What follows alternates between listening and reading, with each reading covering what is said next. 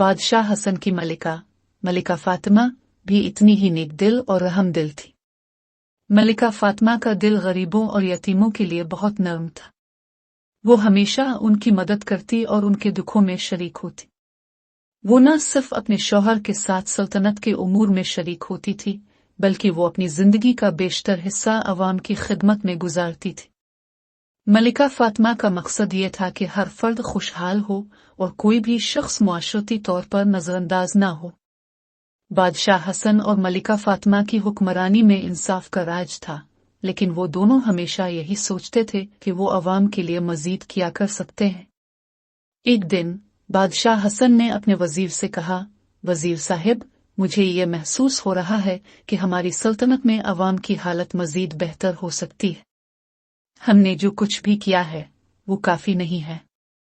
मुझे ये भी एहसास हो रहा है कि हम गरीबों और यतीमों के लिए और भी ज्यादा कर सकते हैं। वजीर ने जवाब दिया, आपका इरादा बहुत अच्छा है बादशाह सलामत, लेकिन हमें इस बात का भी ख्याल रखना होगा कि कोई भी नई स्कीम इस तरह नाफिज हो कि इसका असर देरपा हो। हमें अवाम के साथ बातचीत करनी होगी और उनके मसाइल को बेहतर तरीके से समझना होगा। बादशाह हसन ने वजीर की बात पर गौर किया और फैसला किया कि वो अवाम की जिंदगी में तब्दीली लाने के लिए कुछ और अहम इक़दामात उठाएंगे।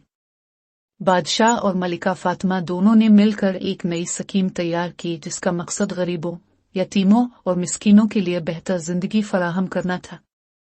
इस स्कीम के तहत हर बच्चे को मुफ्त तालीम, हर फर्द को सेहत की सहूलतें और यतीम बच्चों के लिए पनाह फराहम करने का मंसूबा था। बादशाह हसन ने अपने वजीर को बुलाकर कहा, हमें इस मंसूबे को पूरे मुल्क में फैलाना होगा ताकि हर बच्चा स्कूल जा सके, हर फर्द को इलाज की सहूलत मिल सके और हर यतीम को पनाह मिल सके। हमें इसके लिए तमाम वसाइल इस्तेमाल करने होंगे। वजीर ने कहा, बादशाह सलामत, ये एक बहुत अच्छा मंसूबा है, लेकिन हमें उसके लिए अवाम के ताउन को भी यकीनी बनाना होगा। हमें उन्हें यह बताना होगा कि यह सब उनकी भला के लिए है और उनका ताउन इस मंसूबे की कामयाबी के लिए जरूरी है। बादशाह हसन और मलिका फातिमा ने अपने मुशीरों और वजीरों के साथ इस मंसूबे पर काम शुरू किया। मुल्क भर में मुफ्त तालीमी इदारे कायम किए गए ताकि हर बच्चा तालीम हासिल कर सके। अस्पतालों में गरीबों के लिए मुफ्त इलाज की सहूलतें फराहम की गईं ताकि कोई भी शख्स इलाज से महरूम न रहे। मलिका फातिमा ने यतीम खानों का दौरा शुरू किया और वहां के बच्चों से मुलाकात की।